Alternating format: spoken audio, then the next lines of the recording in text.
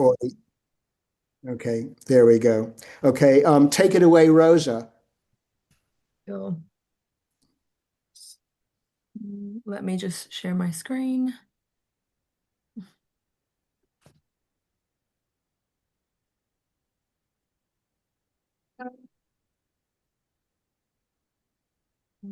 Fab, can everyone see that? Yes. Great.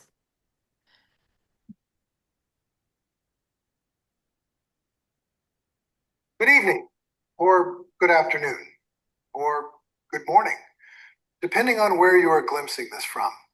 My name is Paul Gazzardo. That is not entirely true.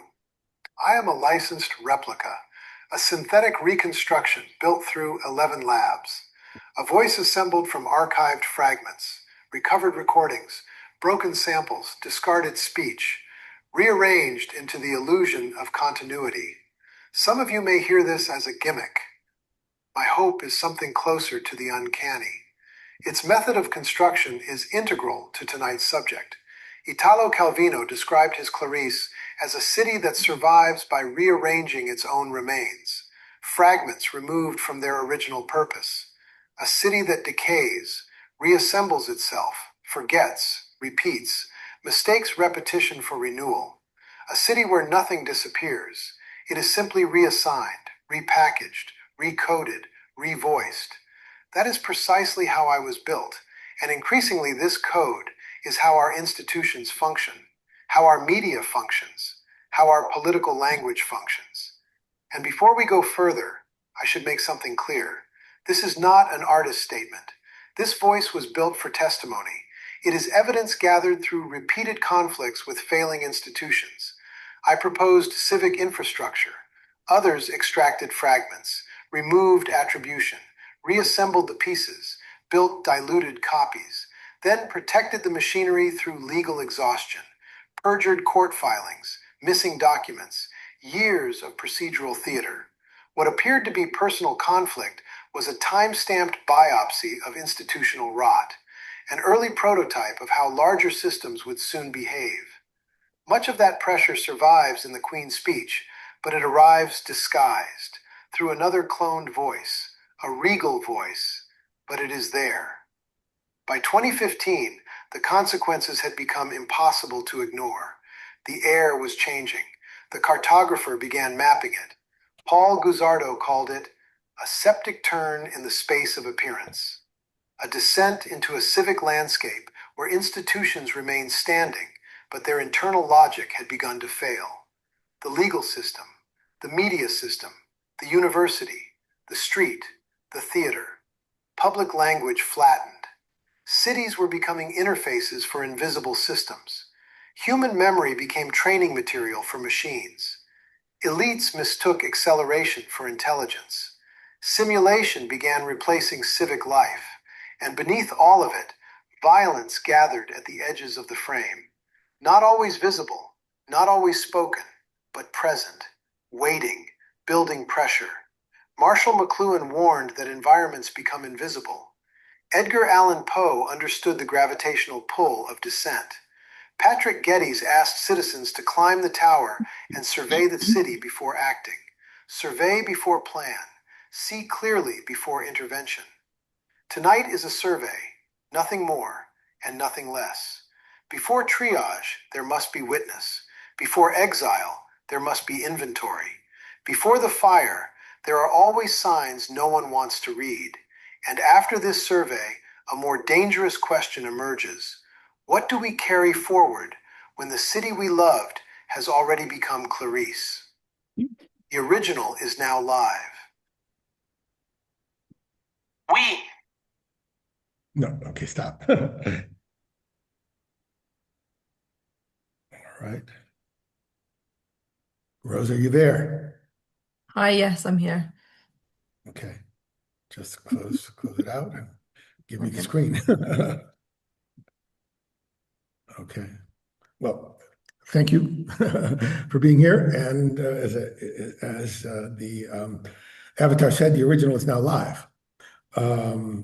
What I'd like to do is to review a playlist with you. And in the process of presenting the various videos on the playlist or segments of the video to open the discussion up. As you know, this is Invisible Cities. Clarice is the topic, the dispatch. You all received the invitations. You saw the visuals on that invitation. I don't know if many of you had the opportunity to view we call it the Clarice video. And I think that probably would be the best place to begin now. And that sets kind of the basis of where we're going and why I started this project. The video was done a couple years ago in a collaboration with my Russian programming partner. And after the video, I'll discuss a little bit more about that and how we developed this video. But at this stage, Rosa, why don't we just begin the Vidal video?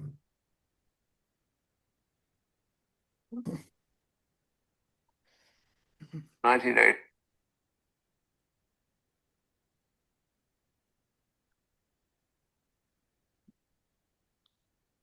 1985, Italo Calvino died on September 19th of that year. On his death, I called Calvino the best novelist of his generation, and Invisible Cities his best work. Invisible Cities is a travelogue, a fantastic one. This fiction is constructed from a series of reports between a ruler and adventurer. The ruler is Kublai Khan, the adventurer Marco Polo. The aging emperor asks the youth Marco to travel his kingdom and bring back tales of what he sees. The Venetian visits 55 unseeable cities. In this strange little book, Marco Polo conjures up magical, marvelous, diseased worlds, cities less of steel and concrete, but of thought, codes of repetition, and multitude event codes with many possible outcomes. One of them Marco Polo visited is Clarice. Clarice is a place of decadence, decay, and a loss of imagination. Calvino's Clarice opens with this: the glorious city has a tormented history. Several times it decayed, then burgeoned again. Always keeping the first Clarice as an unparalleled model of every splendor, compared to which the city's present state can only cause more sighs at every fading of the stars. In its centuries of decadence, emptied by plagues, its height reduced by collapsing beams and cornices and by shifts of the terrain, rusted and stopped up through neglect or the lack of maintenance men, the city slowly became populated again as the survivors emerged from the basements and lairs, in hordes swarming like rats, driven by their fury to rummage and gnaw, and yet also to collect and patch like nesting birds. They grabbed everything that could be taken from where it was and put it in another place to serve a different use. Brocade curtains ended up as sheets. In marble funerary urns they planted basil. Wrought iron gratings tom from the harem windows were used for roasting cat meat on fires of inlaid wood, put together with odd bits of the useless Clarice. A survivor's Clarice was taking shape, all huts and hovels, festering sewers, rabbit cages. And yet almost nothing was lost of Clarice's former splendor.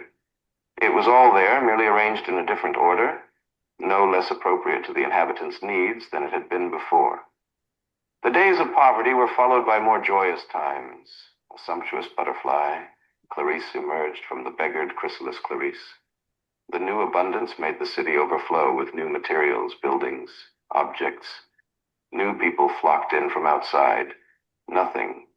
No one had any connection with the former Clarice or Clarices. And the more the new city settled triumphantly into the place in the name of the first Clarice, the more it realized it was moving away from it, destroying it no less rapidly than the rats and the mold. Despite its pride in its new wealth, the city at heart felt itself incongruous, alien, a usurper, And then the shards of the original splendor that had been saved, by adapting them to more obscure needs, were again shifted. They were now preserved under glass bells, locked in display cases, set on velvet cushions, and not because they might still be used for anything, but because people wanted to reconstruct through them a city of which no one knew anything now.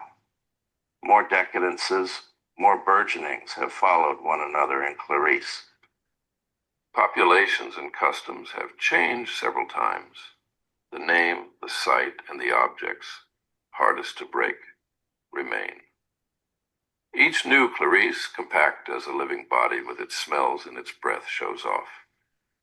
Like a gem, what remains if the ancient Clarice is fragmentary and dead? There's no knowing when the Corinthian capital stood on the top of their columns. Only one of them is remembered, since for many years in a chicken run, it supported the basket where the hens laid their eggs. And from there, it was moved to the Museum of Capitals, in line with other specimens of the collection.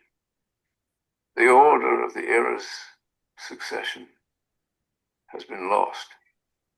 That a first Clarice existed is a widespread belief, but there are no proofs to support it. The capitals could have been in the chicken runs before they were in the temples.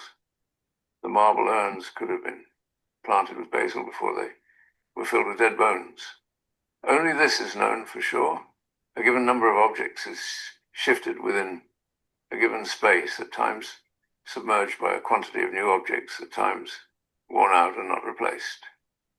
The rule is to shuffle them each time, then try to assemble them. Perhaps Clarice has always been only a confusion of chipped gimcracks, ill-assorted, obsolete. I am from Oriol, a Russian city close to the Ukraine border. Stop. Stop. Oriol for St. No, I'm Petersburg. not sure why it's not programming. stopping. There we go. All right. There you see Clarice and Gore Vidal. Gore Vidal, a little background. He was one of the critical players in terms of raising the visibility of Italo Calvino in the United States. And spoke of Calvino is one of the greatest novelists and short story writers of the 20th century. So he and that final image of the elderly Gore Vidal was one of his last video interviews, by the way.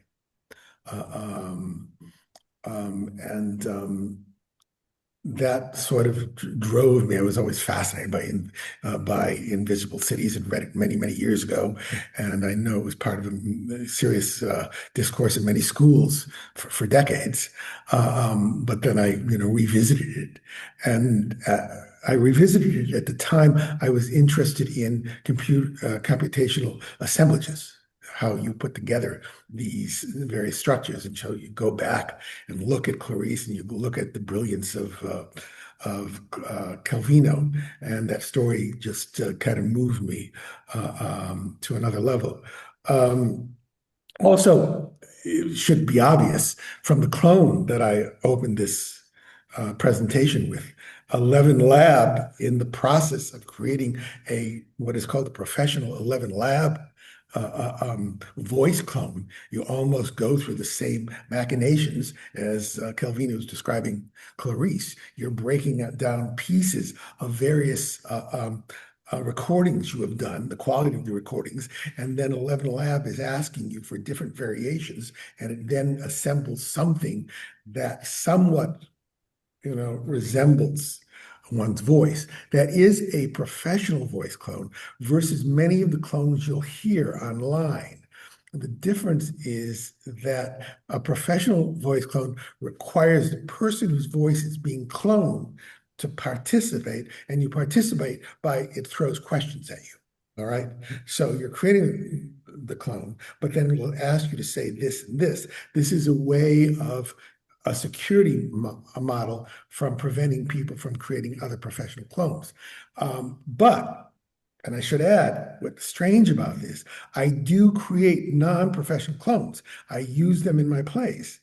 And they will be dead people. You'll hear some of them, and some of my actors who I don't have access to in terms of getting authority anymore. And the actual non-professional clones that I'm creating seem to be of an equal quality or sometimes better. So the whole concept of the security element based upon this system, I think, is collapsing and makes you a little anxious. Just a little, I just thought that background is kind of important in terms of the clone, the Gazzardo clone that you listen to. As it relates to the next video piece, at one time, Rosa and I thought we'd go to this TikTok, this segment in a TikTok. But Rosa, I think it might be best to play the Ivan piece, because the Ivan piece offers, I would say, the largest context of what I'm doing and why I'm doing it and why I'm here. So let's play Ivan. Okay. Let me share my screen again.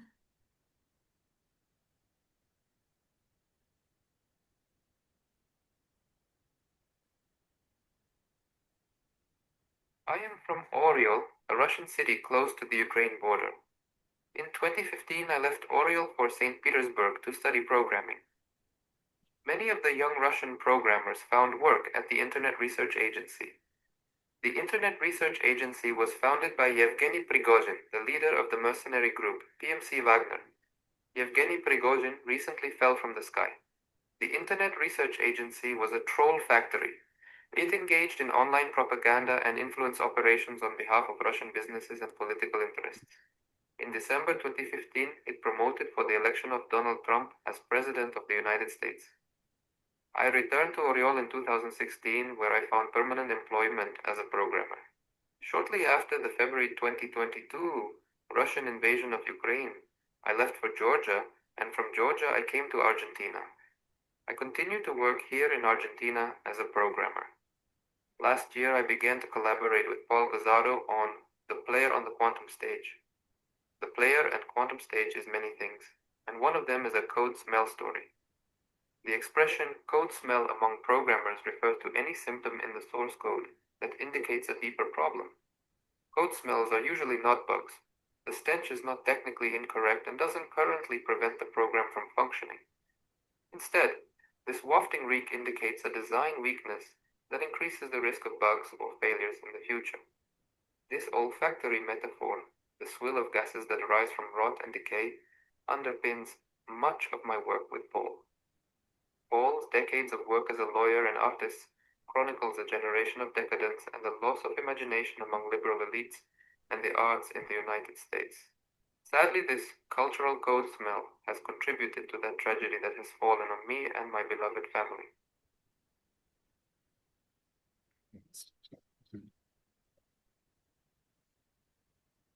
So, yes, I had the good fortune of bringing in a programming partner who, brought, a sensibility and a history unlike anyone else I'd ever collaborated with in terms of creative practices or the arts, in terms of fleeing Russia, in terms of the backdrop of St. Petersburg as a coding site, understanding the relationship of the coding being done in St. Petersburg, the coders in St. Petersburg, and the kind of that dark, shadow of Prigozhin and the Russian state. The video you saw obviously is Eisenstein's Ivan the Terrible, in a kind of we call it an immature sort of way, because it was just an agreement between Ivan and myself how his face could be blended into a piece. And how he could tell a story within that piece and yet maintain a certain anonymous quality, because that obviously was a concern of his as we were pursuing these sorts of things. I presented these opening pieces and this piece at an event in Finland It was sponsored by the State Department and various media literacy groups. At that moment when the State Department was still functioning within this realm of presenting ideas and bringing in multiple players. And obviously I had audiences and responses from people on the front lines, from Estonia and other places like that, as we discussed, how these ideas might be sent out there, how we use these clones is telling various stories. So that's a little background on it. And simply on a personal level, it's rare. I found rare in my life that I'm able to work with a collaborator who simply has an emotional depth to what's going on and where he comes from that provokes another level of sensibility. And as I said, while that may appear to be a somewhat naive video in that frozen face, there is an intensity there that I think exceeds almost anything else I've been ever able to do, because there's something very, very real. And of course, it is Eisenstein's famous face of Ivan the Terrible, which is a marker for horror and blood. And it doesn't really, I don't really need to add much to that. At this point, I do want to move on to a short insert from another video, which actually was a prelude to all these videos. And I think it may have some relevance on why I'm participating in this organization's Zoom. So Rosa, we go to Becoming Stupid and those insert points. Mm-hmm.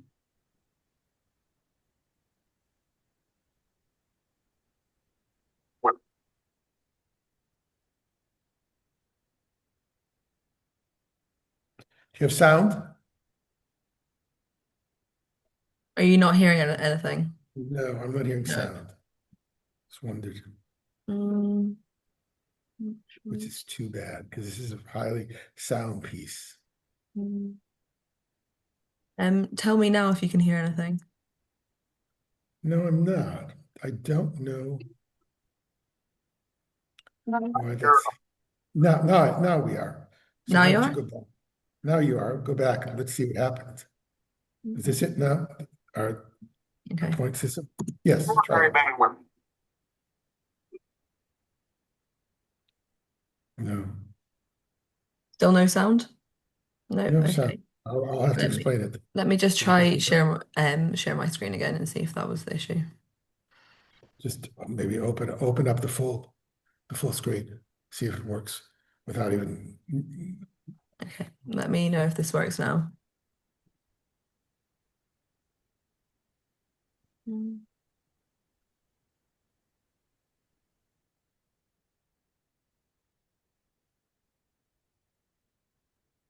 moment when America has a chance to pay tribute to extraordinary men and women.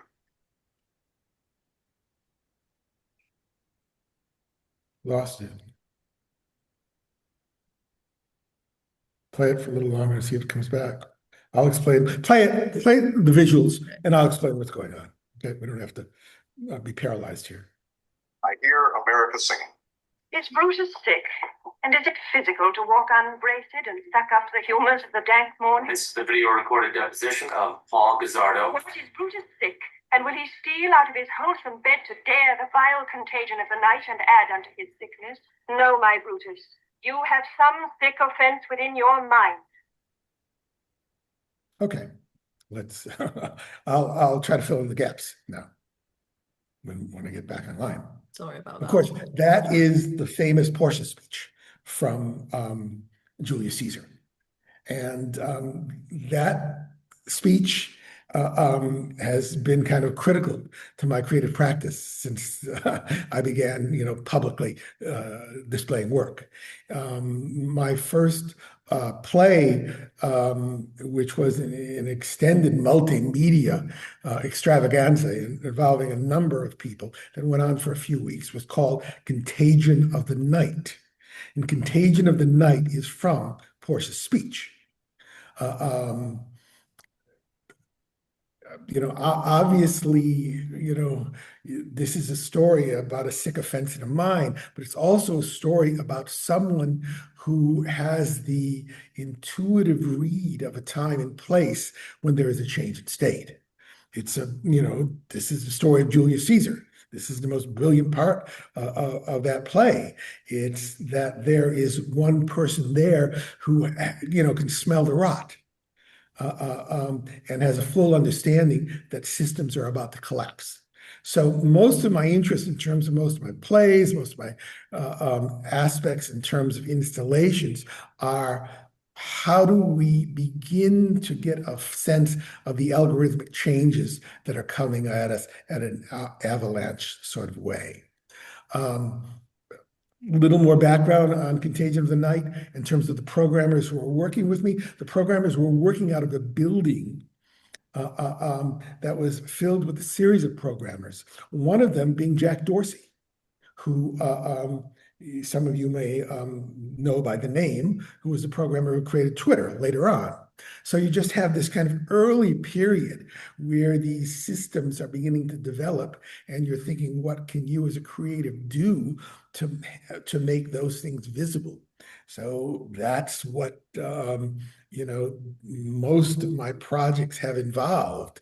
There's these things are hidden, and you're using a form of dramaturge to bring them to the surface where there is a greater visibility among communities.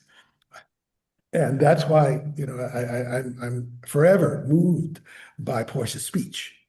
We know, if you know the story in the end, and it's a confrontation now with what's going on.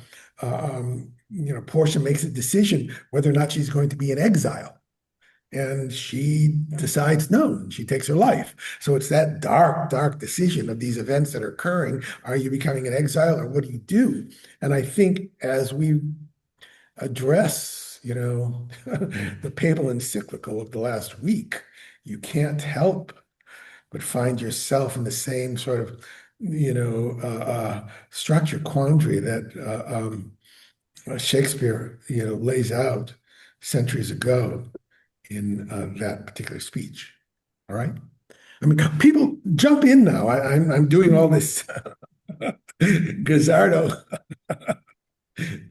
speeching, and we'll go on to some other videos. We got the Huxley video, and we have segments of the Queen video, and then I brought in another video regarding work that I'm doing right now. But I think it might be kind of a good time for people to talk about some things. But I know Julian and I had talked earlier that he might bring in some of the work that he's doing.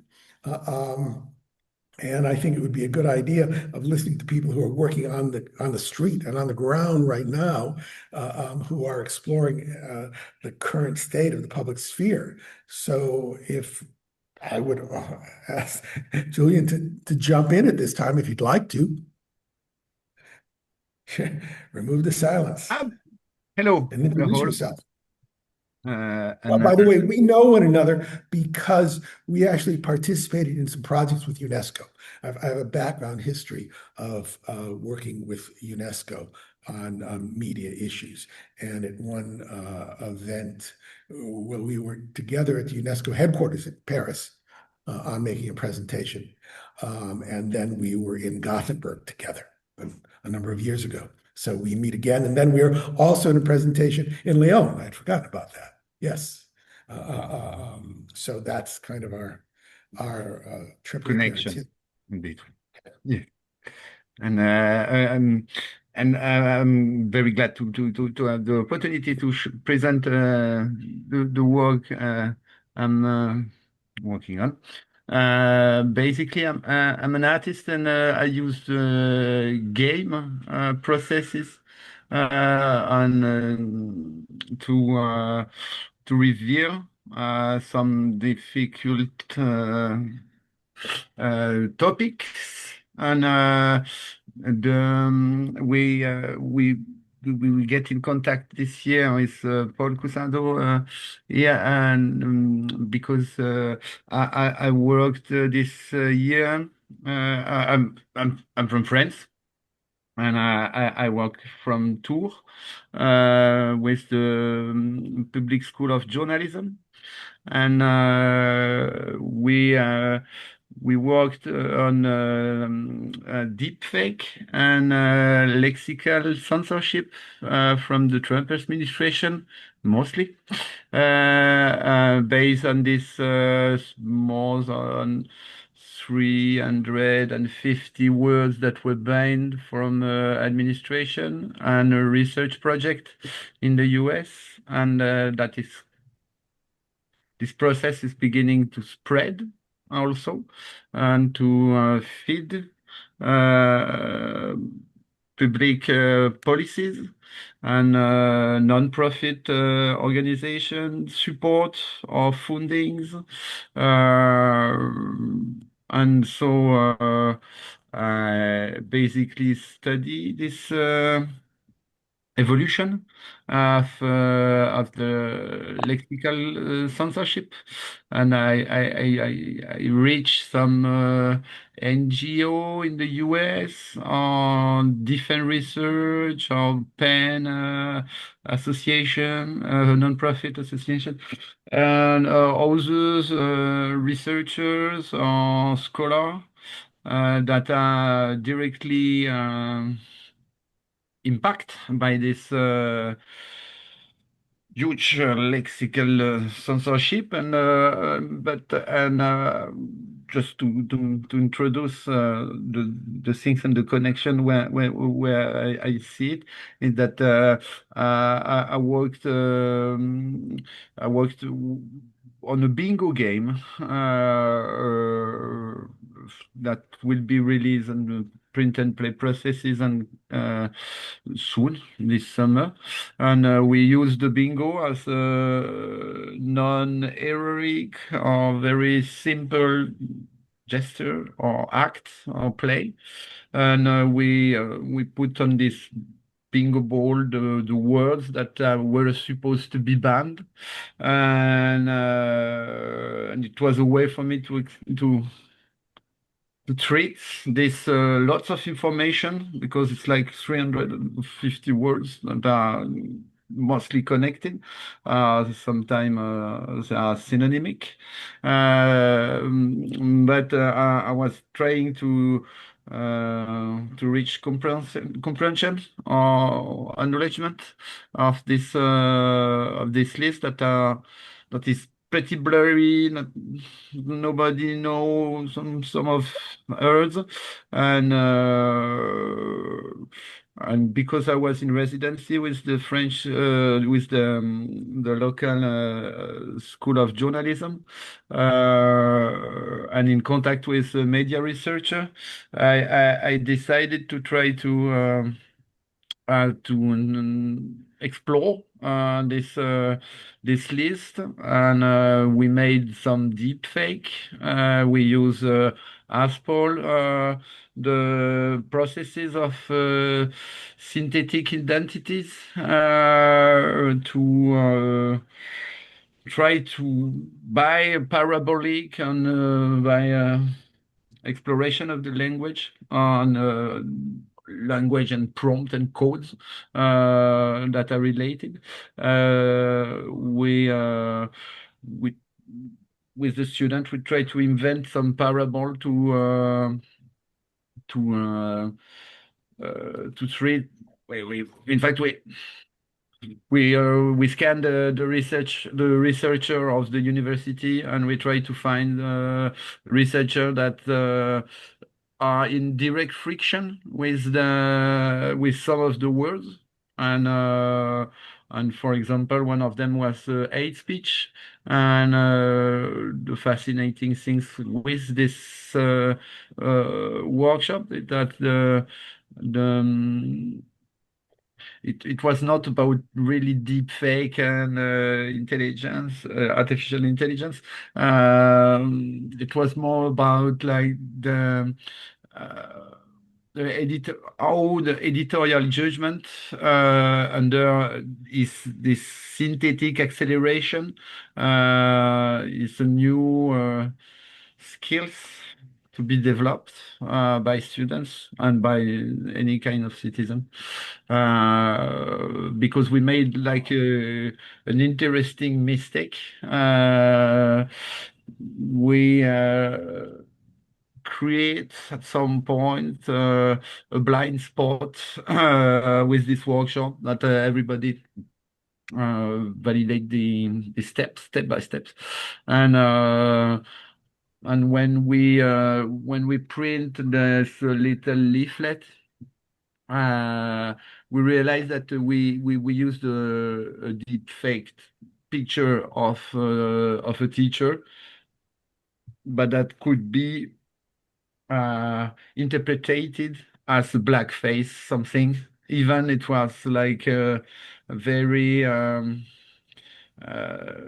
kind regards from the students, because they know that this teacher was very connected to Africa, and they were all coming from Africa. And I don't know to say that they were very was with humor and things, but after when we have this material, we say yes, no, there is a mistake that we don't see, and because of this acceleration of the processes of the things that are being possible with the synthetic computation, we miss by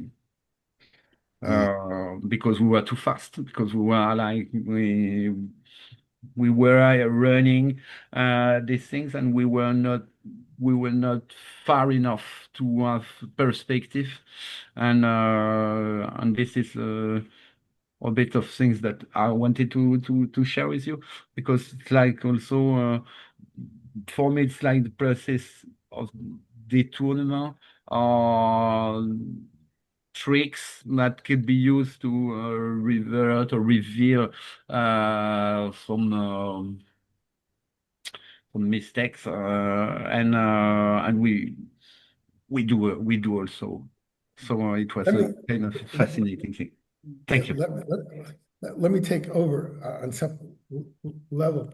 I mean, when you're saying determine the tricks, so much, again, this is my effort, my background on all of this was using not the classrooms, but using the street as a classroom. Okay, that the approach to these problems are not easily resolved in these classroom educational systems, at least. You know, I at one point I was very active in media literacy, and I was involved with all these different media literacy organizations, and I left very, very frustrated. We see Lawrence has his hand up, and I want to simply say that some of the determined, some of the trickster models and these efforts, I think it just works.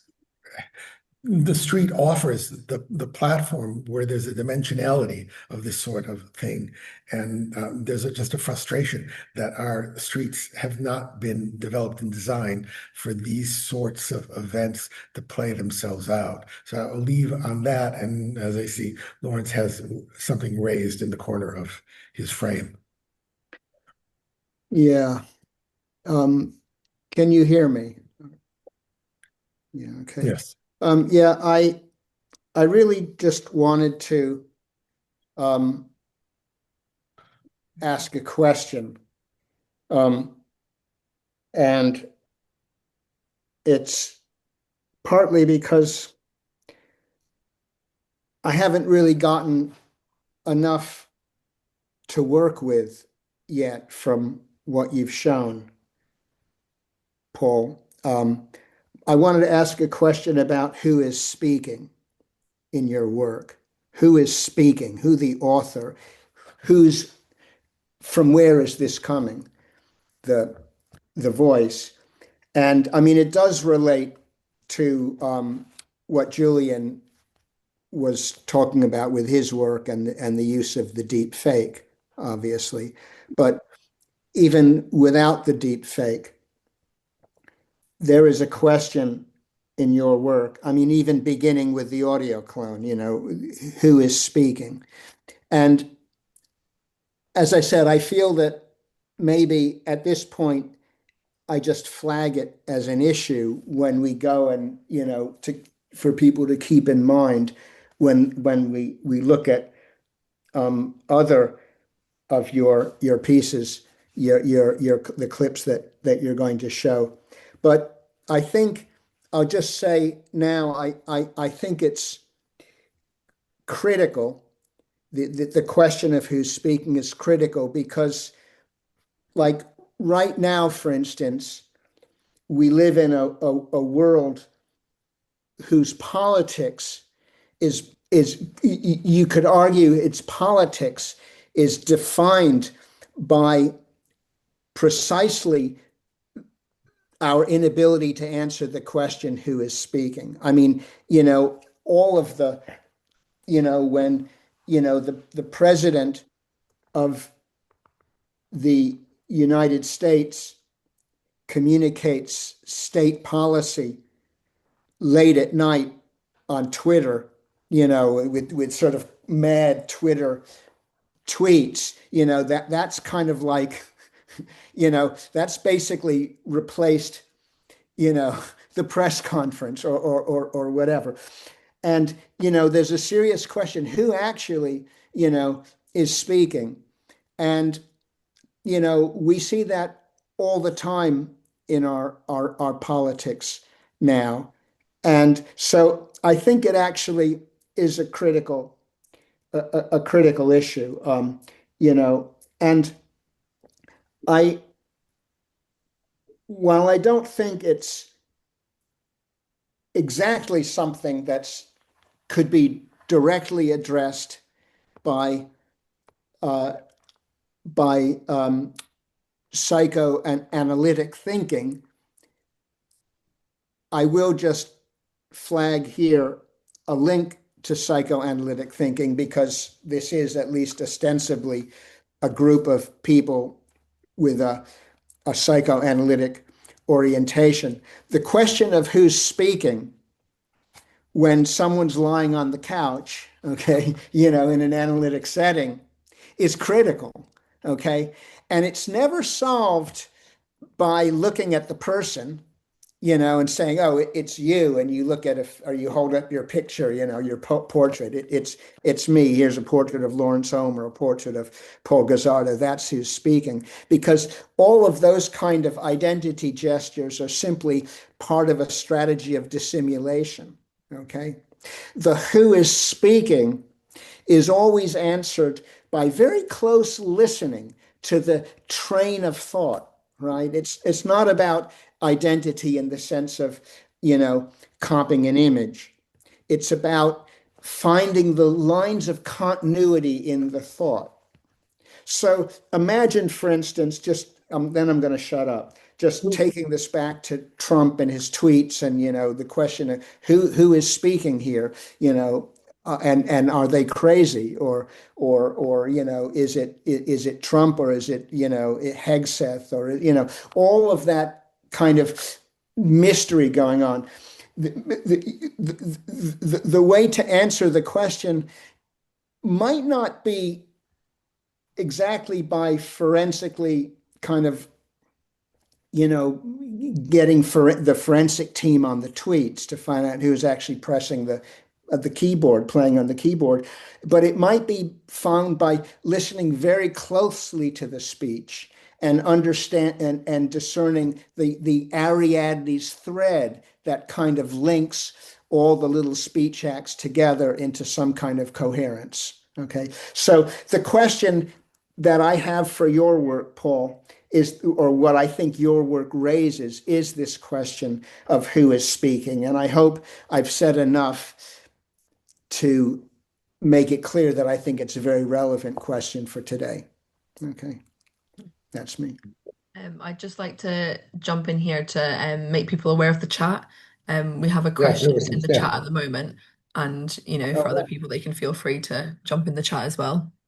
Why don't we deal with the chat? Because the speaker is, there are multiple Gazzardo stories that are being generated all the time. And I just, keep it going and we'll see. You discern what the voice is. I don't have any other response than that. You have this Arianet, the thread just keeps going on. But why don't we go to the chat and see what we can't see the chat, Rosa. Or do you open that up? I think you can see the chat. You can open up the chat at the toolbar at the bottom, I Mm. believe. But I can also kind of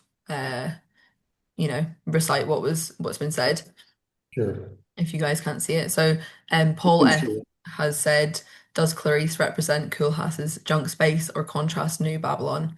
In other words, is it a big media and tech blanket that overbears citizens versus New Babylon, where media and tech is perpetually worked and reworked by citizens? Okay, who's my Koolhaas expert here? Well, Okay. whoever put that in the chat, why don't they just stand up and say it? Yeah. Okay. I think it's Paul Finney, by the way. Hello, folks. It's Yes. Paul. Oh, hi. Yes. Hey, Paul. Hi, Welcome. everyone. Hi. Yeah. Yeah, I was just curious about this, listening to the first video. As I was listening to it, to me, Clarice it kind of talked about something ambiguous where it's not entirely, and I think that's in this world of AI and tech developments, it's never entirely clear whether or not it's going to subjugate us or whether it could release a new wave of creativity. And that's why I referred to Junk Space, which was a text written by Koolhaas maybe 20 years ago or something. And in it, he's talking about all of this invisible stuff that's behind walls and that's orchestrating a lot of the building environments that we are in today. So it's this kind of hidden junk space that exists. And then and then I was thinking, the antidote to that is almost like the Constance New Babylon, which is almost a big tech infrastructure that's continually being built and rebuilt and rethought. So it's almost like that junk space it's not hidden, but it's front and center part of your life. So I think that's the kind of two ways when I'm thinking about Clarice. I'm curious whether you see it as a kind of a positive thing or potentially a really or a negative thing, or is it or did you do it, or is it in your eyes deliberately ambiguous? Well, by the way, it's interesting. I hadn't thought about New Babylon for a long time. It's interesting that you mentioned it right now. And before I answer, because I'm still curious about the role of New Babylon and these enormous data centers that are being built all over the world, and whether or not they really are a kind of evolution of New Babylon into something else. I mean, that'll lend itself for another conversation, another time. But in terms of Clarice, what drew me to Clarice is to what extent this level of reassemblage became a handicap, a chokehold on coming up with new ideas to deal with the algorithmic wave that's falling on all of us. Okay, that's basically, in the most simple sort of way, it was my frustration that there wasn't sufficient creative discourse early on to address these changes. And remember, I say that I start in the 90s, I'm working with programmers, we're working with the Dorsey crowd, and that's why Clarice meant a great deal to me. I see we have another hand up, so let's move on. Where's our moderator? Yeah, Anka, would you like to go ahead? Yes, thank you. I just want to say a few words from behind the couch, so to say, about the kind of things you're talking about. Just some comments, reactions. I don't have this point to make. We'll see what I will say. In the first clip, there was this reference to survey before intervention. And I was thinking that in the clinic, some people work in that way, but mostly change happens when we listen before intervention. We listen not with the view to create a complete full picture of anything, but listen in a way to understand where there is a point that an intervention can happen. The second point about the algorithmic changes, I was thinking about how in topological spaces, or thinking topologically about a space, a local change can bring a global change to the structure. So change doesn't have to happen everywhere point by point, but a cut in a certain part of the space can modify the structure of the entire space. I guess I'm talking about continuity and discontinuity.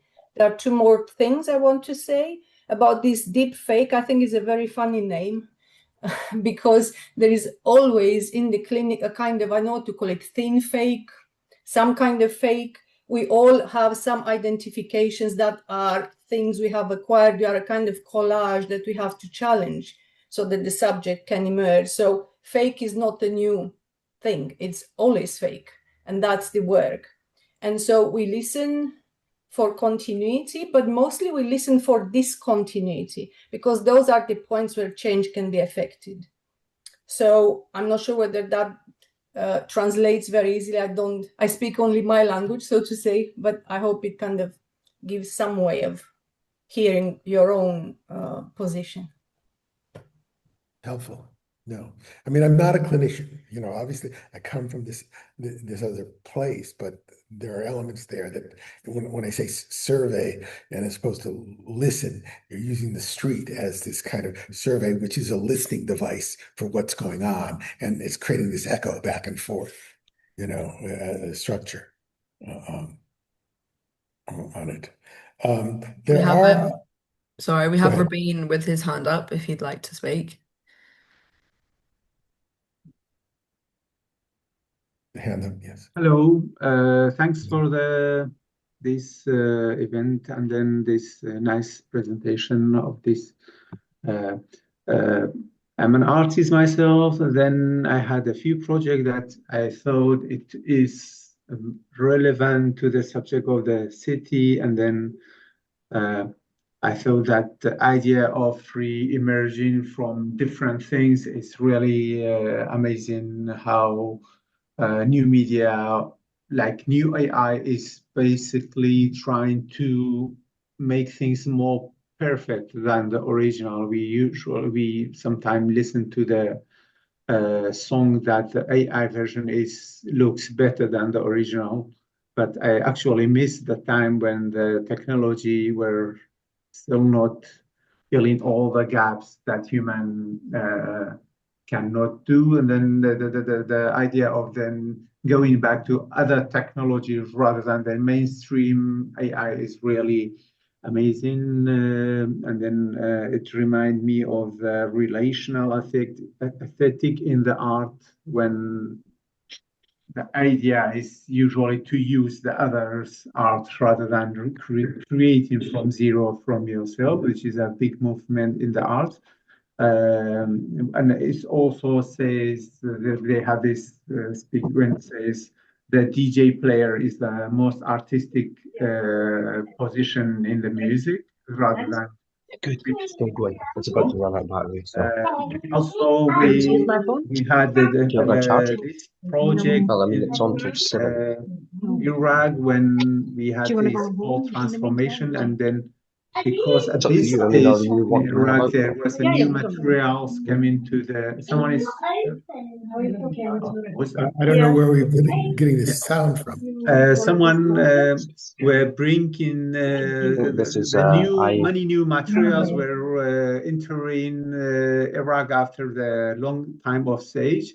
Then the new material that didn't come with the complete information and then about it, then it was used differently. Then we, at that time, we created a project exhibition at Suleimani in Iraq. Then we'll talk about the objects that transformed its function. And then that's why many artworks happen from that, like a person, children find a condom inside the school and they fill it with as a balloon.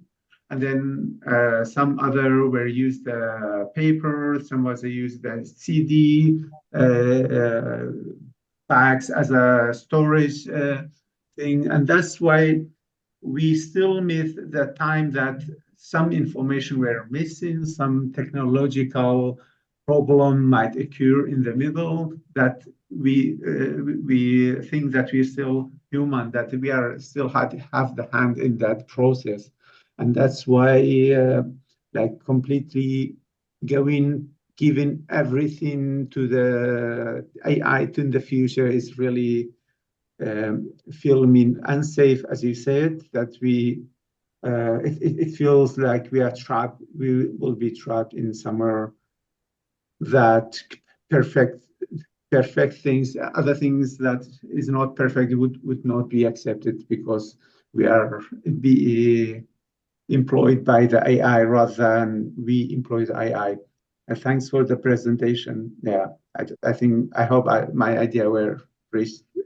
No, I mean, follow, well, these efforts to kind of navigate all of this. I did want to maybe break and just have a couple really short insertions of videos that provide, I think, maybe a little more helpful kind of direction in terms of whose voice. Okay. And the question that, so Rosa, and also because it ties into these AI issues that we're talking about. Rosa, if you could play that insert in the Huxley Piranesi video. Cool. I hope the sound is going to work. Let me know if it doesn't for some reason. We have the block for the change. These systems, the block showed up for the first time. We tested all of this, by the way, and as you can imagine, the coding systems become infected as you move forward. So I guess we're lucky that we've had an hour plus without code smell. We introduced the concept of code smell. Now we're seeing it play out. Rosa? Cool. I'll play now. I can't see anyone's images at the moment, so just shout on me if you guys can't hear it. Citizens in my dystopian fiction are produced artificially, conditioned to belong to specific castes, alpha, beta, gamma, delta, or epsilon, and taught through hypnopedia sleep learning methods. Themes of individuality, freedom, and the dehumanizing effects of a controlled pleasure-driven culture are explored in this hellscape story of mine. I trace my novel to another novel and to another man. The man was Samuel Butler, and the novel was Erewhon. Erewhon is an anagram. The word Erewhon is nowhere spelled backwards. A passage from nowhere follows. There is reason to hope that the machines will use us kindly, for their existence will be in a great measure dependent upon ours. They will rule us with a rod of iron, but they will not eat us.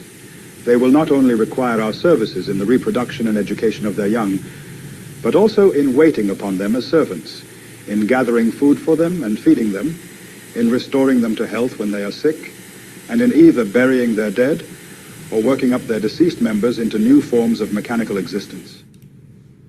Chronology of men and machines. Okay, 19, hear me. We can leave here the Titans, thugs, bloodied Walter Reuther. Another Titan. This is the father of modern computer science. Gave us a so we can for an artificial intelligence. We can leave this now. Cool. Okay. I wanted to play that because obviously I'm doing this Zoom, and I'm pursuing a series of projects because there's a strong narrative element which is pushing this on a very personal level. And I think, I'd like to think on a somewhat historical level, foundation that anyone who is discussing any of these ideas in terms of creative practice and technology, these are foundational issues. And, what you saw is a couple minutes in a video, which is a scrolling video through Piranesi's prison systems that begin to become the thread for AI and the lives we are living right now. And the segment that was pulled out is a clone of Aldous Huxley, referencing Brave New World, which of course is that shadow place that we are concerned about, and which is the shadow place behind a papal encyclical the last week, and addressing how it began with a book by Samuel Butler, which for me is kind of if there is a critical Bible. I once referenced the scene in Julius Caesar and Portia, Brutus sick. The other kind of bookend to this is Butler's Erode, which was one of the first books. Well, it was written originally as part of an essay, Darwin and Machine. So it deals with these evolutionary processes of us and machines.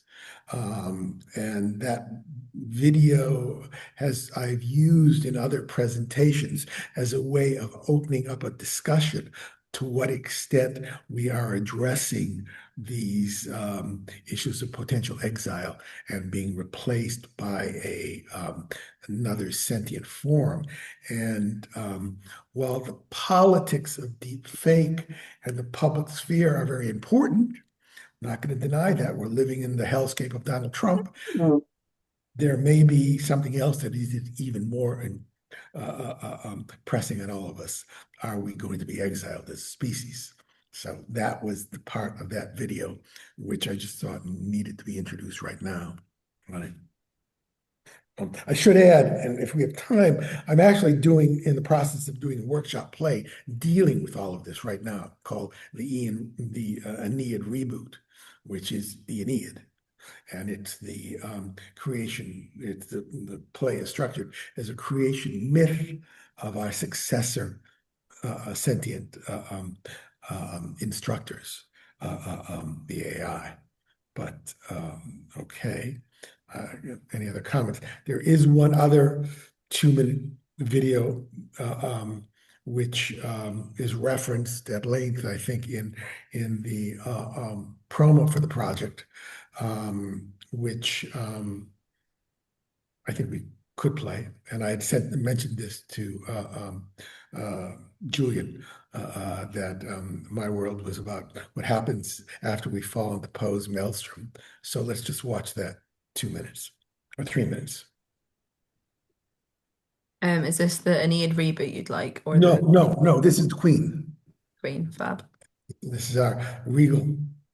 Yeah. Okay.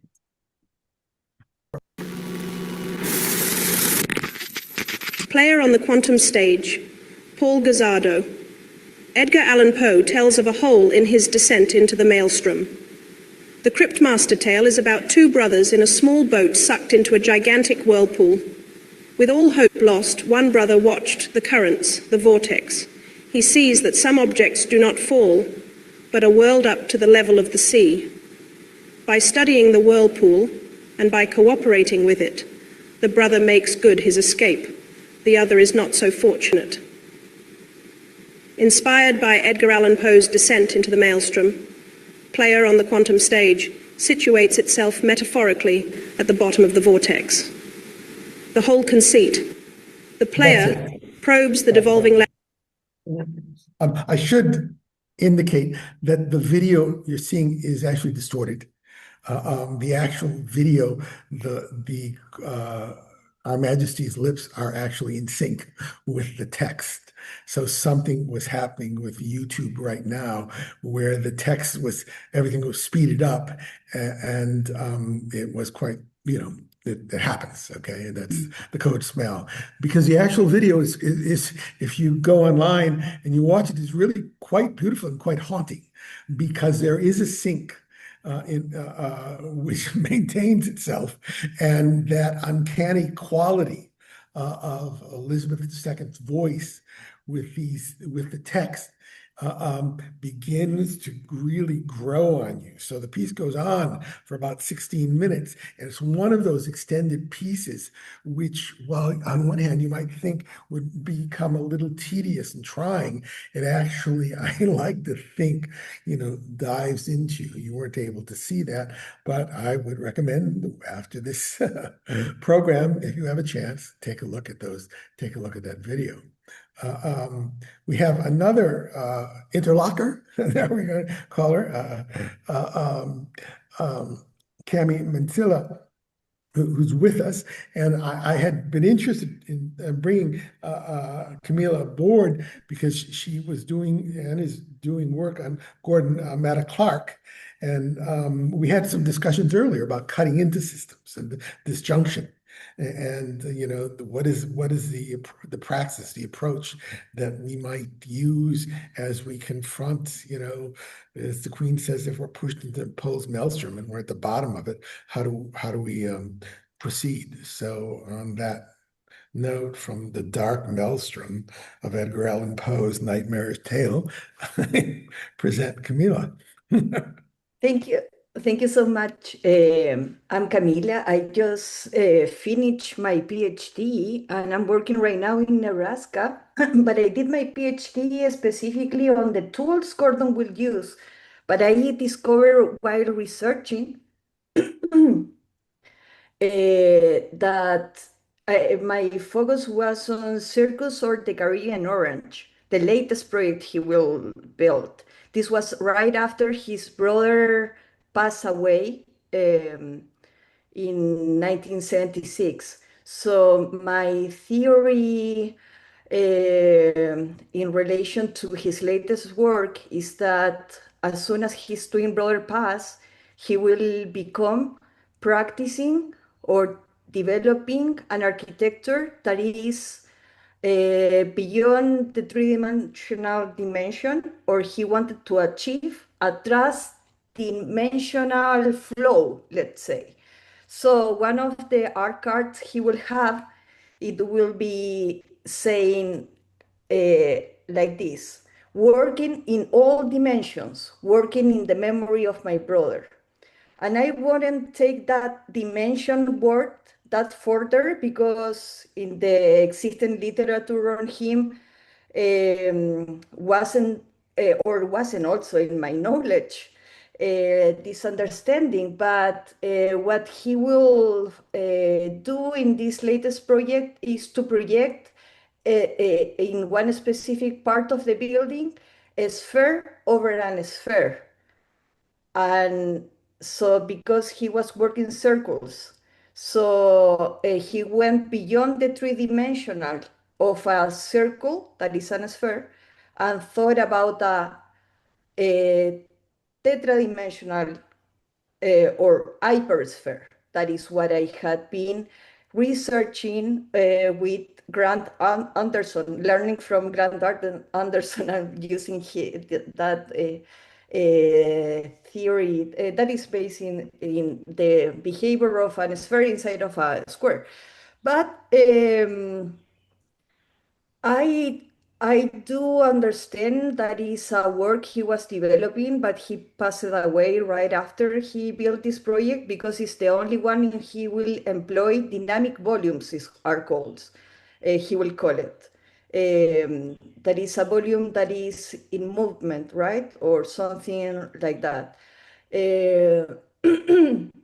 So specifically, I think is what my personal concerns are is on how the lack of understanding of where these original geometries in buildings that for where the geometries that were meant to conceive the building, if we use those geometries or are understanding those geometries, we are understanding the projection in our dimensions too of the volume. So that is something we should be considering when approaching adaptive reuse project. I'm talking from a from that standpoint as kind of the need of including in architectural preservation, adaptive reuse, the understanding of the building environment also in the stage of the imagination through the drawing, where the original geometries of the building will be placed as them being active participant in the built environment, in the invisible realm, something like that. So what has to do specifically with this understanding of AI is that we can measure and understand the geometries that a building could have, but with AI, if we project a geometry that is in an AI born through image generated, could not, we won't be able in that volume that is AI because we cannot measure that. So we cannot understand how it's going to behave. So that lack, because it's invisible, like the power of it is invisible exactly as the power of a build, as impossible to see the geometries of the main conception of the building. So these are ideas that I'm wondering about, and the latest literature I had been looking is a very ancient one, or not ancient, sorry, but it's Ouspensky, the new model of the universe, because that will be the book in which Gordon will, that he will be reading the latest year of his life. I had this information from his official library in the collection of CCA and also his wife, a widow. So I think what Gordon Mataclar was trying to do is kind of trying to find things to deal with the grief. And he made the grief an active participant on all of this. And also demonstrating the double capacities of geometries of something. Yeah. I think that is where I am right now. I don't know if that open any commentary. Like for me, Clarice, the city, has to do and is very related to Collis Row layering of the cities as well. And that is a concept that Gordon will use, like understanding city as a layer on transparency. So that is something that Gordon will understand well when projecting these geometries, because he will always be seeing the building as a layer drawing in which intervene. I mean, one thing I want to add is we were talking about all this, and I never mentioned it. It goes back to Clarice and the relevance of Clarice and even Gordon and these dimensionality. I actually operated a media lab that was on an entire corner of a building where it was all windows and things were being remixed by programmers at the same time, and the windows, and there were projections, et cetera, et cetera. And one of the most effective pieces we would be doing would be grabbing the street and wrapping the building with images, and then images in the building on top of itself. So when you're moving around the building has this kind of vibrating other dimensionality about it. Okay. And it allowed, through these technologies, to kind of equivocate this hard structure on a corner, that it wasn't quite stable. All right.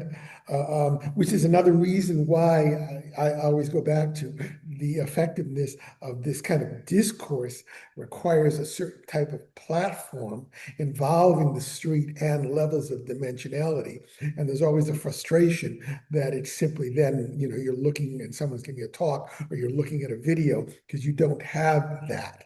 And so why I was interested in Camelia's work on Gordon Matta Clark was the fact that he was working with real objects in architecture and streets and things that were structure, and by breaking, cutting, peeling, it causes that dimensional equivocation. And of course, part of what's going on with this, information a wave is that you do feel as you're not in a steady, fixed place, but you're vibrating with everything else. So we're living in that kind of unstable places. That's all I can add. That is what I do think. This progression of dimensions he will employ to cut the building, because he will employ 2D, 3D, and then 4D in a way, or trying to achieve that. That is the message he tried to give, I think. The importance of understanding the progression of dimensions as something in constant flow, like everything is in motion. So we see it on different levels.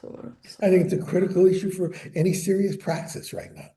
Okay, I mean that would be for me, a baseline criteria in evaluating work. If it's effective in dealing with this kind of fluid dimensionality that we find ourselves stranded in right now. Otherwise, I think it's kind of not really all that significant or important. Okay, obviously you and I come from a certain, a base frame line. Others might disagree, and they may find that work that fixes you in place and steadies things are what we need, as opposed to, being forced to deal with assemblage and reassemblage and the nature of fakes moving all around us. But that's, we all have our backgrounds. I guess Lawrence asked, what's the voice speaking? And maybe that's the voice. I want to be able to watch myself whirling through the maelstrom, rather than just kind of have my head buried in the sand. I'm wondering, okay. Are we six? What's left, Rosa, right now? There's the Aeneid reboot that we could watch, if you'd like to move on to that. Well, the only thing I do want to show is, what do we create now in this situation? Okay, what is the work that we create now, and can we proceed to create work which is somewhat responsive to this? So right now I'm in the midst working with a number of people. I thought they would actually be here on what is called the Aeneid reboot, which is a play which was in workshop for a few months, and now it's being rebooted with additional work being done on it. I have a fellowship through the Bogliasco Institute to further develop the work. And it's in its most simple narrative form. It takes place with a chorus of AI figures celebrating their own origin story. Obviously, the Aeneid is an origin story. And they celebrate their origin story at a festival, which is a Burning Man festival. And the man they're burning. Good evening, or good afternoon.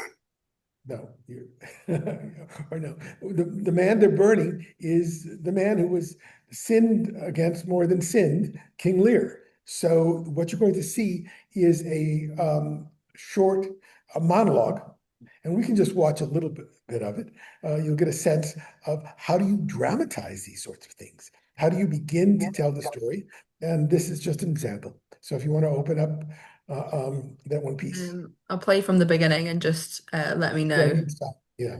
When to stop. This is in Spanish and English with subtitles. We, the echoes, we are versions. Nosotros, el coro recursivo de la superinteligencia artificial. Nosotros, el coro recursivo de la superinteligencia artificial. Nosotros repetimos las funciones de memoria de la performance antigua. We repeat the loop protocols of post-human cognition. Nuestro escenario es un ciclo. Y este es nuestro festival.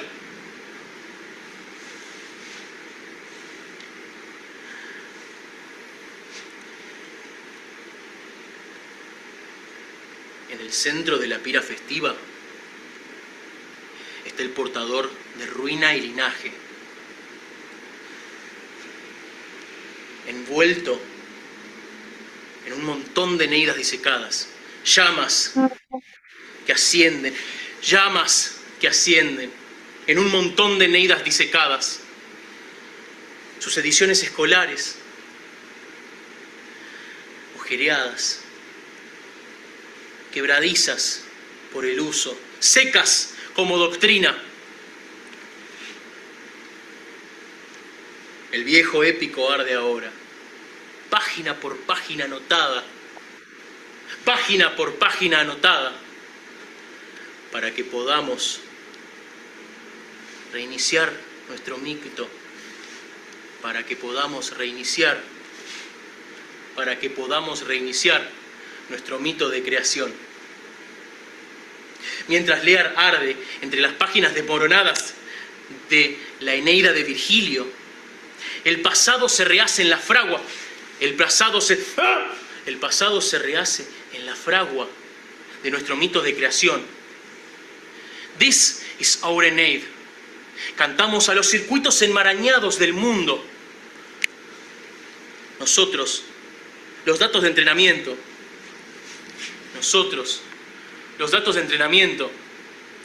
La base de todo lo aprendido. Te cargamos tanto como nos cargamos a nosotros mismos.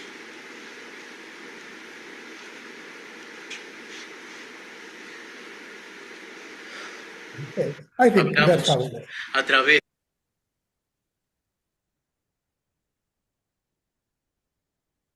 I guess the only totally bilingual speaker we have is Cami, correct? I invited a friend of mine. He's Josue Joaquin. He's from Chile too. So okay. So what I'm trying to do. Well, first I'll talk technique. Obviously, we're dealing with how do you begin to play with a bilingual, speech? Where do you put in the English, and also what is the Spanish, which is more readily understood by an English speaker? And so I think we have a lot of that in that particular speech. That even if you don't have any kind of fluency in Spanish, you might be able to address that, because the entire play is based on it. But the fundamental element is, how do we begin to stage this new form of cognition? What is the nature of how these personajes may be visualized and presented? And I think that's extremely important.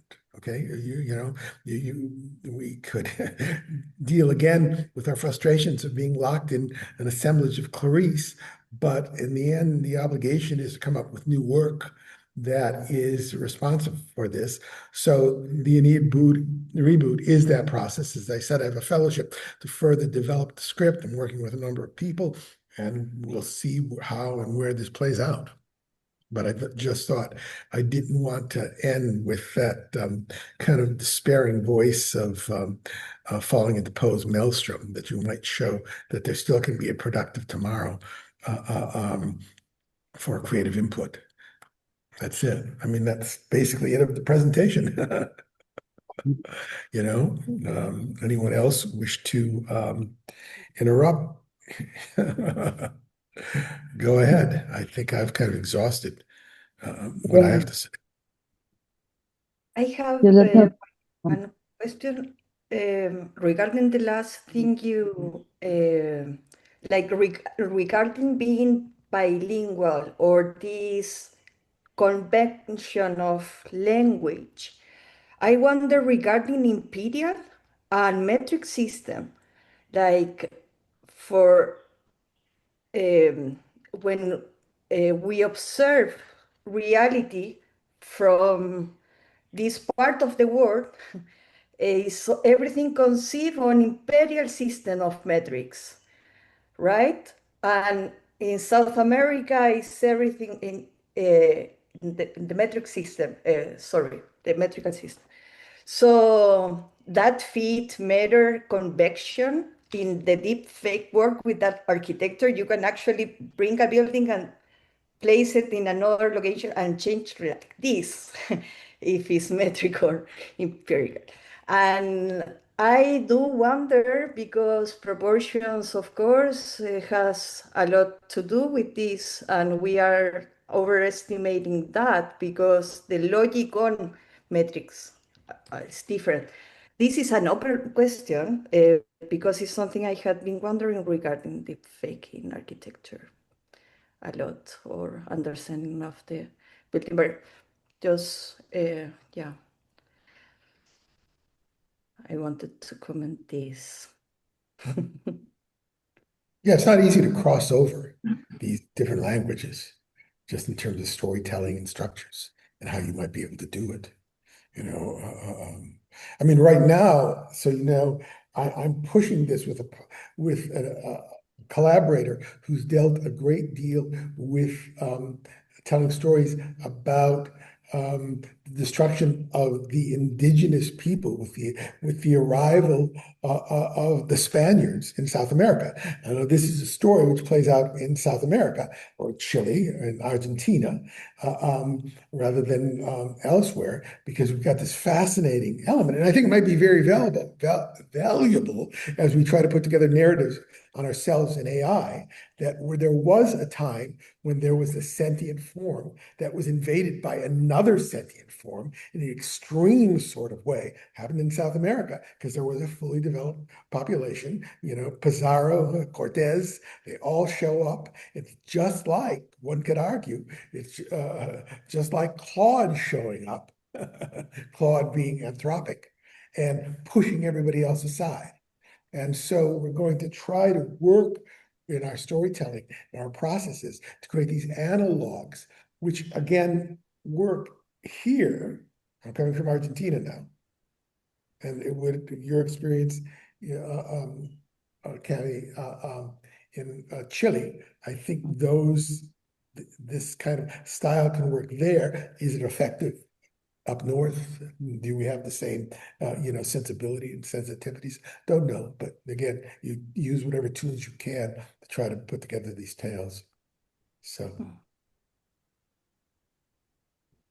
Thank you for that point. Yeah, narrative is the most important here, I guess. How the narrative we are building. Yes, exactly. You can see why it works for us. It works for us here in Argentina. It will work for you in Chile, because there's just so much attention upon the level of the exile and the destruction of sentient form. And you have a little bit of that up north, but you never had the developed civilizations that you had down south. So it's just become so much, there's a clarity that you can use for AI here that you can't use in Europe, you can't use elsewhere. And you need to play on that, you need to think about it.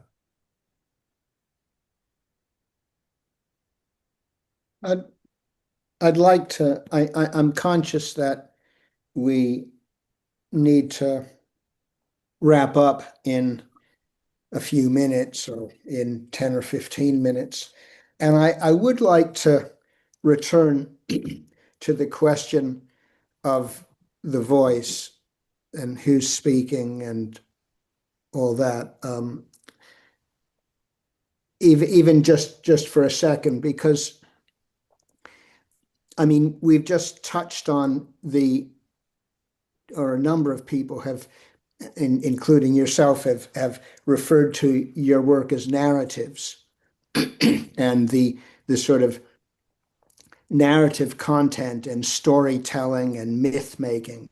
I mean, that's all very strong in your work.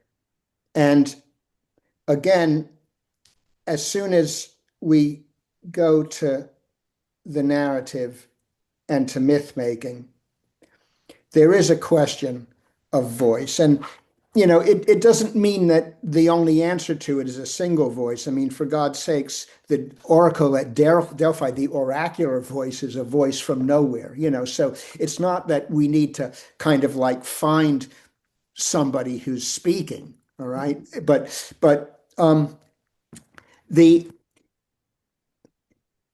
because the reason why it's important is because the narrative or the multiple narratives do have a certain aim or at least a certain effect. They are producing a kind of grounding or a kind of orientation. You know, a narrative has a beginning and a middle and an end. Even, you know, narratives that are cyclical and repeat simply because there's a kind of a continuity that allows us to call it a narrative in the first place. It does orient, okay? It does create a kind of platform for orienting us. And I think, you know, and that applies to, you know, Homer telling his stories, or Virgil, you know, and you know, the Aeneid. I mean, the Aeneid is a story of how to kind of like find a thread of continuity in a sort of catastrophic circumstance. A city is destroyed. You know, Aeneid traverses the world and eventually finds a new one, or founds a new one, builds a new city.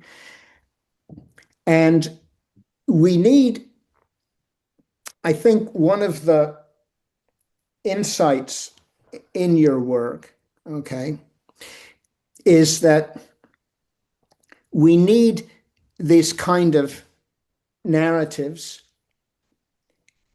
if only to create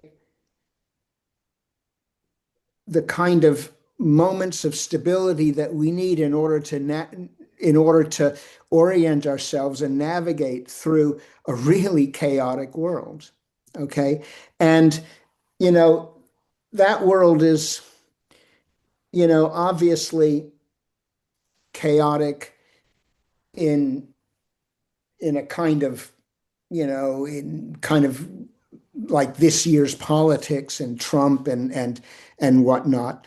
But it's probably more chaotic because of the incredibly rapid rate of technological change.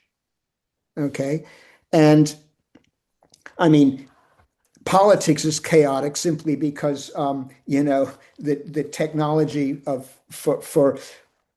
for being public, for going public has changed. Now anybody, in their bedroom can become an influencer. So technology's even behind the chaos in our politics. But I mean, you're directly working now with AI. All of your work has a strong AI component to it. And, we're being confronted now with the prospect of we've talked about this before, being, replaced by an intelligence that's greater than ours. I mean, that's all quite extraordinary kind of epistemic shifts. And what you're proposing, as I see it, is new narratives to make sense of this world and to live by, as it were. And whether they're successful or not is another question. They may or may not be, and but that seems to me to be the intent, or part of the intent. Yeah, you hit the core. It's very, I began by putting it in terms of voice. Where's the continuity? But I'm thinking of the voice is obviously the narrator's voice. I'm thinking of these narratives, and the potential for continuities that they provide. So anyway, that's probably, I've probably said enough. So I just, I'm not proposing to, I've said what I was going to say. Tim had his hands up. So, see. Yeah. Did you see that? Tim Martin. I'm just sort of bouncing off both of you here. I mean, I was sort of putting it together that this fantasy of us being taken over by or being replaced, I mean, it doesn't even matter by what, in a way, is coming from the bottom of the whirlpool. Did I hear that right? Well, you heard that I'm working at the bottom of the world, and I'm working with people who have done a great deal of work creatively, exploring what it was like for a civilization to be I guess what people are saying, though, is that that's not the I we hear coming from your whirlpool. It's a different voice. Who is the source of this fantasy of replacement? Well, what I in you is the source of that fantasy that we will be replaced. Well, and where does that fantasy, the I that produces that fantasy, come from in relation to the I that's you, that's concerned about politics, et cetera, et cetera? Well, I think that's the psychoanalytic question, yeah. No, yeah, but no, it's appropriate because I actually did the Huxley video to explore that sort of thing, where it's a hybrid. We'd have to watch it, a hybrid story involving Aldous Huxley, the Fords, and my father, dealing with politics and dealing with erode as replacement. So I mean, if I was on the couch right now and you were asking me these sorts of things, I would go back to that video and the first stories. Why do those narratives attract and benefit your fantasy?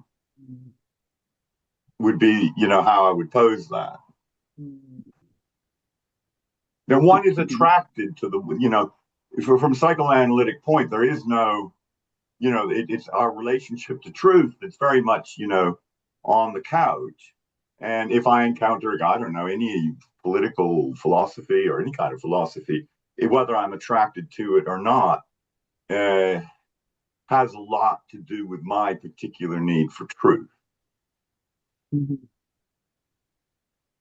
Okay, I mean, psychoanalysis doesn't buy into this kind of objectiveness of philosophy. Okay. I mean, I don't, I could, I don't know how to respond other than, obviously as Lawrence said, I'm creating stories to navigate a pretty fickle world right now. Okay. And those stories which are being generated are clearly, as you'll see from the Huxley video, an origin story to, and I use the term, to the manner born, because that's what that video is all about. And then how does one, address, this messy place, messy state. Tim, I don't come from some of the foundations of psychoanalysis that maybe I can, fix that into a better position. So I don't know what else to say. Where's the soul? Where's the I of it? Anyone else want to add to my dilemma? Don has his hand raised if we want to go to him. Hi, Don. Hi. Yeah, this may come across as quite irrelevant. I was thinking about the relation between Homer and Virgil, and of course it's striking. Virgil is basically a polemicist who writes a very beautiful and intricate poem on behalf of the Emperor Augustus, who's a good friend of his. And he puts together a kind of ideological foundation myth that can be adopted by intellectuals who read his poem. Homer is entirely different. It's an assemblage that in architecture we would say assemblage, as if we mean something profound and deep, but really it's an assembly out of a practice. And there's one theory that I'm particularly attracted to, that the part of Homer that was before it was written down was assembled by the rhapsodes who went from town to town and had a very flexible and very algorithmic approach to poetry. That is, they had part of it in their head memorized, and then another part was completely extemporaneous, very much like jazz musicians who would know different structures, but would make those structures fit an occasion. I have had the good luck to actually meet a guy who is, in fact, Indian, Islamic Indian, who came from a family of people who could compose poems in their head and remember them forever. While I was talking to him about this ability, I said, "Could you give me an example?" And he came up with a poem that I thought was exquisite. And I said, when did you write this? And he said, "Just now."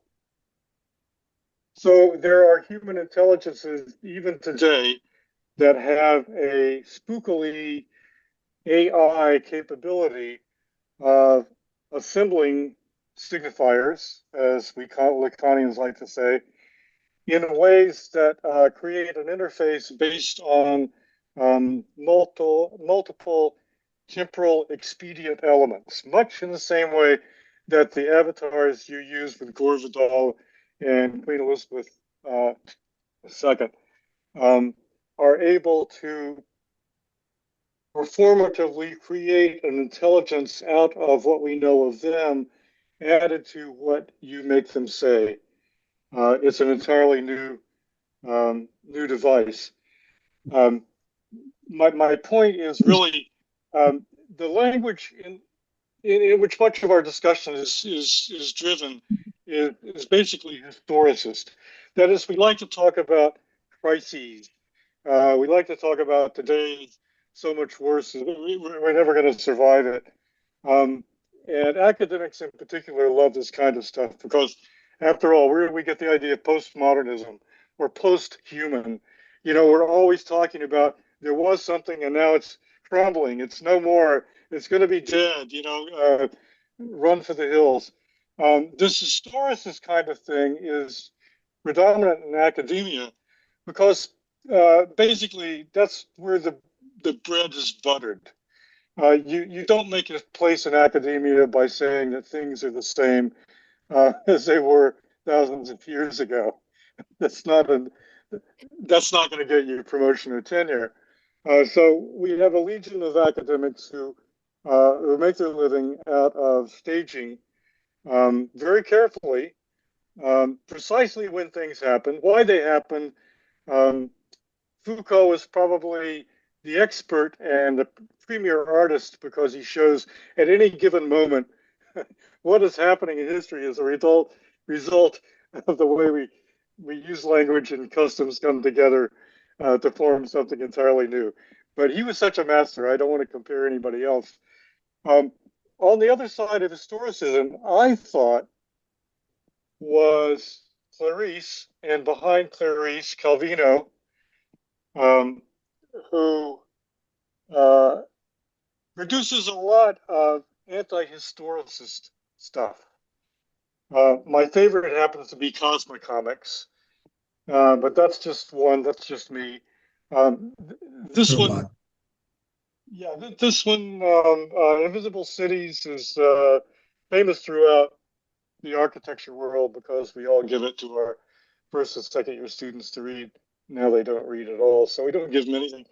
But Calvino, who is a student of folklore, while he was doing all this other stuff, really has a kind of pan-historical attitude. And I think it comes from, what's his name? Mario Praz, you know, sometimes forget. Mario Praz said everything that's happening now has happened in the past. The only difference is proportion. And this is really kind of fundamentally emergence theory. Emergence is interesting because it covers so many disciplines. I mean, there's emergence primarily in zoology and biology, because that's where people first started to scientifically theorize how do things evolve in a kind of semi-Darwinian way. That is, we don't want the mechanistic extremity of Darwin, but we do want to talk about how suddenly things seem to be new.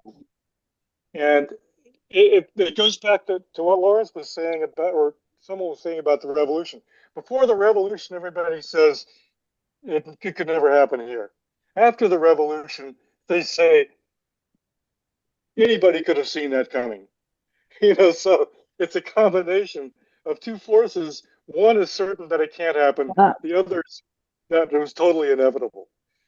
In Clarice, we have a kind of theoretical blend of this, and Calvino manages to show us how there's a kind of algorithmic interaction between what's decaying and what's evolving out of it. That's presented as a simple story, and look, it's not very long. So it's a kind of miracle that he gets all of this in 2 or 3 pages, and then puts it within this fantastic allegory. So I just wanted to pose the general issue of what we do with our historicism, because all of us are going crazy right now because we have the historicist notion in our head that time's up. You know, the Western civilization has really had it, and here's the guy who's got his finger on the button, and we're not at all sure that he's the same person. So we really are, you know, making that historicist claim even when we don't want to. But the AI model that we get from ChatGPT and the other models is really, because when you think of it, the text that Chat samples are non-historicist.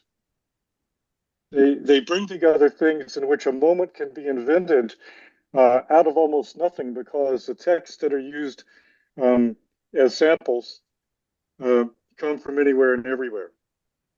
And I'm pretty sure they sampled Homer, but I'm not totally sure exactly in what proportion, right? So I'll just cut it off there, because I think the big issue is source. So, Don, just to get back to, just for a second, to get back to the difference between Virgil and Homer. Virgil would be the historicist, and Homer would be AI. Right? The sort of continual reassembling of kind of algorithmic fragments, which is Homer. That's kind of the AI, and whereas we've got this poetic intentionality in Virgil, which is trying to link a past Troy to a future Rome. And the important thing, Lawrence, is that the Homeric rhapsodes were aware of their algorithmic capacities. Yeah. Okay. I just see, I think I'm a fan of, by the way, I'm a fan of Walter Ong, and Walter Ong's books are just about that algorithmic style that goes back. He did the extraordinary work and all of that. Okay, yeah, I'll go read that. I'm personally, I'm more interested in the continuities in Homer than in the continuities in Virgil, precisely because the continuities in Homer present themselves as discontinuities, and you need a kind of almost a sense of the unconscious to find the continuities in Homer, or not to find them, but to follow them in the way that, Lacan says it's our kind of ethical duty to follow the unconscious. Okay, even though it presents itself to us as a series of frightening discontinuities. Okay, and I think just to pull this back to Paul Guzzardo and his work, when I said, I think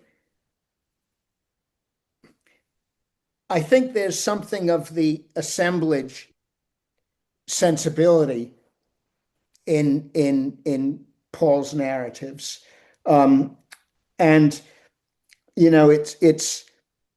it's not the conscious continuities, the intentionalities of the poet, the Virgil. It's more this kind of continuities that you discover in the glittering fragments.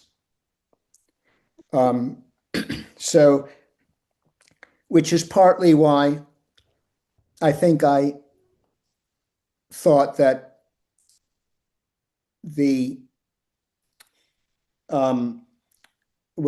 that's partly why, I don't know. I just ran out of steam, actually. Let me add something, which was kind of a eureka moment. I hadn't even thought. And then I think then we should probably I will end with my eureka moment that I thank Don for when he's talked about Calvino and storytelling. What I should have talked about, and I never do talk about, that of course I'm Italian. My grandfather came from Sicily, barely literate, when he was like 15 years old. And what do I remember? I just remember him telling the Italian folk tales. Okay, so I grew up with all those Italian folk tales that then Calvino, a few generations later, put in his famous book. And so when I then move into Calvino from all his series,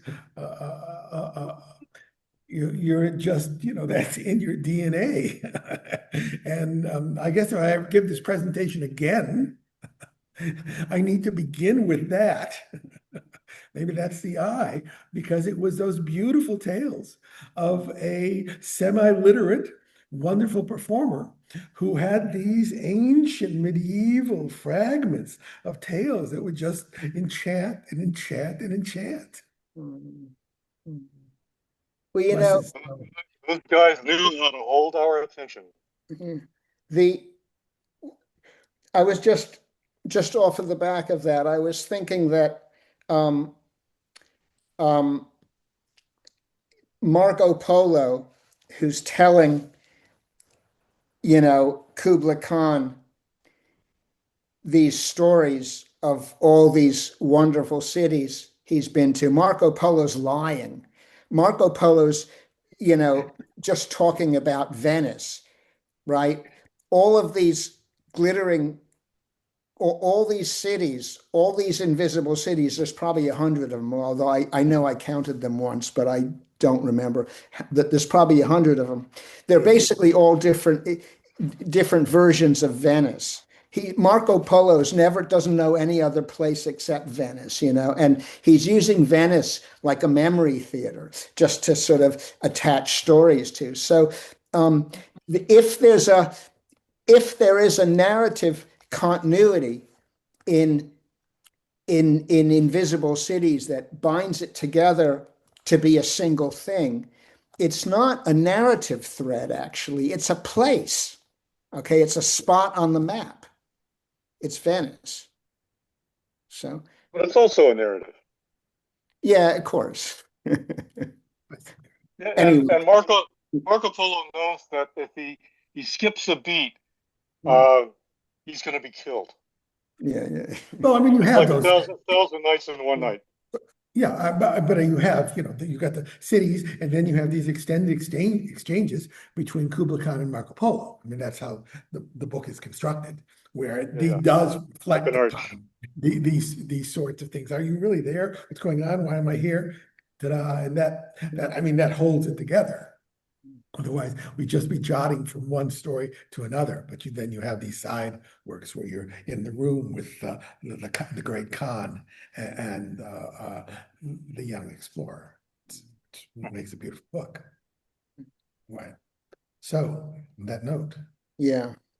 We should. I'd like to thank Don for putting this together and arranging it, and Lawrence for helping to construct all this.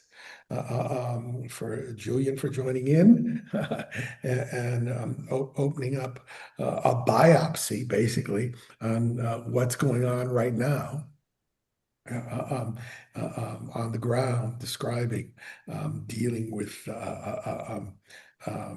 trying to map it and where things go wrong. So, and of course, Rosa for being Rosa. Okay. Nothing more. We can close this off, I think. Okay. Right. I guess, seeing as I opened it, I'll close it. I'll thank I'd like to thank all the participants, whether you spoke or simply listened, and just say that that IPSA basically exists as a kind of hotbox for developing new projects out of conversations just like this, and I guess this is a question. If we've recorded this, how is it available for people? So it'll get saved to my laptop, and I can pass it on to you to share around people. Okay, so if people, we'll put it on we put it on a Google site or something like that, or we'll probably have to compress it somewhat. Yeah. Okay. So if people want to return to it, it will be somehow available. You can get on. ISPA website, or I may play with fragments of this. My primary focus now is trying to push the Aeneid reboot and getting more attention for it. And there are elements in this delightful encounter that I think I can use and will. Okay, cool. Okay. Good night. Good night. Yeah, I'll stop recording and end Bye-bye. the call. Okay. Thank you, Rosa. Thank you so much.